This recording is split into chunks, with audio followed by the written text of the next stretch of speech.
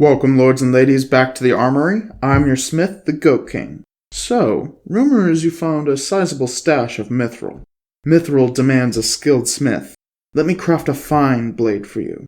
Precious crafting materials come in several varieties, and we'll be covering all of the ones listed in the core rulebook and the Lost Omens Grand Bazaar book. But first, why would you want your equipment to be made of these rare and expensive materials? The first reason is to get past the resistances and immunities of specific enemies, as well as take advantage of their weaknesses. Silver is known to be exceedingly effective against werewolves, for instance. The second reason is that some materials are lighter than the typical wood and steel. Mithral is a good example. And finally, many materials have unique and powerful properties.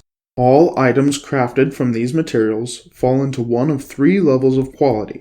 Low-grade items can be crafted by an expert crafter and can be items no higher than level 8.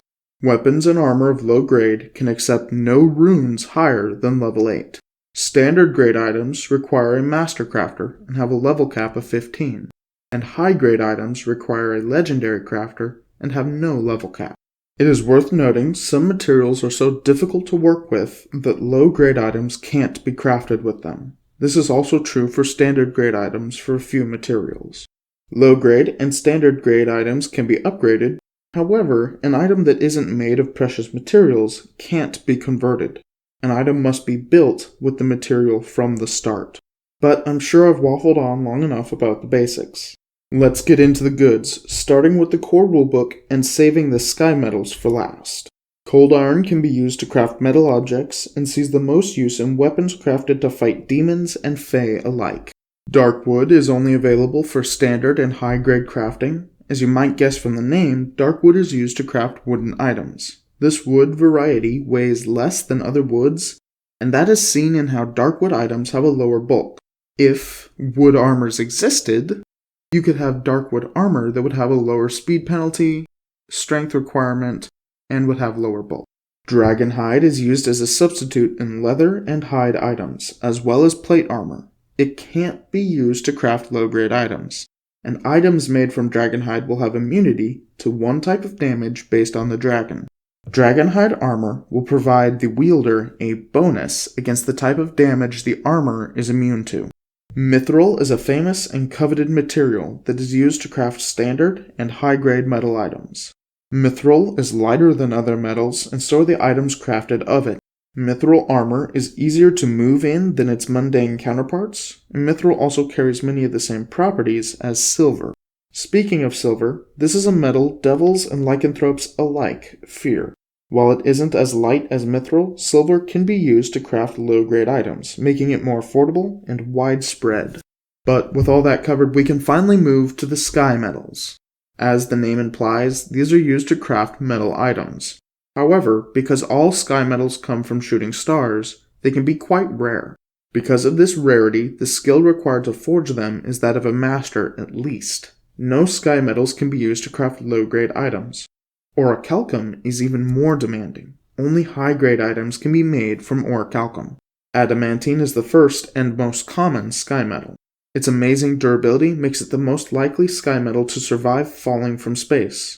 Adamantine is so strong, in fact, that adamantine weapons prove especially effective at cutting through any item of lesser hardness. Orichalcum is the last of these materials from the core rulebook. This metal has time-bending properties.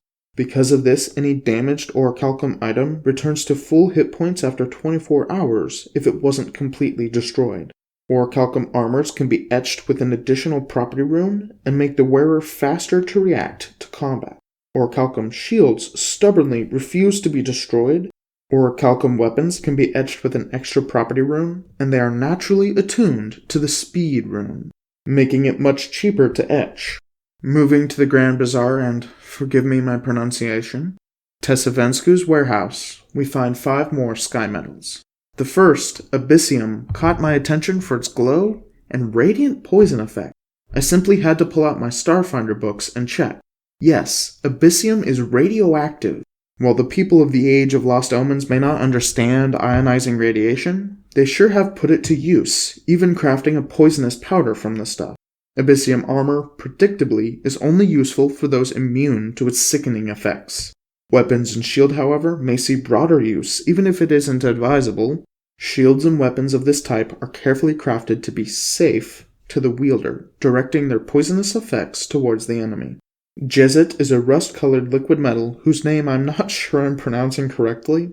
This metal is highly reactive to magic, and when consumed in a carefully measured dose, gives you the effect of reach or widened metamagic if you immediately cast a spell afterwards. Jesset armor readily accepts property runes, and high-grade armor can be etched with an extra property rune. Jesset shields can be used to block energy damage and are especially effective against energy damage from spells. Jesset weapons are especially devious, being able to drain a spellcaster's spell slots on critical hits. Imbrix is quite fascinating, as it can partially pass through other metals. This isn't a desirable property for armor, but for shields it can be leveraged to disarm melee weapons. Despite this benefit, Imbrix shields are still rarely used, due to the fragility of the Imbrix metal. Imbrix weapons are also not as effective due to this fragility. However, they do have an advantage against metal shields and armor. No-qual items are staunchly resistant to magic. Armor and weapons made of no-qual are especially effective against casters. No-qual armor is so resistant to magic that it can cause the spells of the wielder to fail. No-qual weapons deal extra damage to summoned creatures and stupefy casters on a critical hit. No-qual shields are notoriously difficult to craft, requiring high grade. However, these shields have the strange property of being able to reflect critically failed spells. Sicatite, or Sicatite. This is another one where my pronunciation fails me. Sicatite is the final sky metal, and one many argue should be considered two different materials. Sicatite comes in one of two varieties, scalding hot or freezing cold. Sicatite armors require a thick undercoat, increasing their bulk. They also deal damage to anyone attempting to grab or restrain the wielder. These armors also protect the wielder from severe environmental effects opposing the Sicatite's type. Sicatite shields have resistance to their energy type, and when raised, them and their wielder both gain a lesser resistance to the opposing energy type. Sicatite weapons automatically gain the flaming or frost property rune of their type. While this rune deals 1d8 instead of the normal 1d6, it also takes up one of the weapon's allowed property runes and can't be removed. Now that we have the dimensions chosen, I'll have this sword ready before you can say, by Torag's beard. Thank you again for visiting the realm and the armory. I've been the Goat King. Come back again next week for more Pathfinder and Starfinder.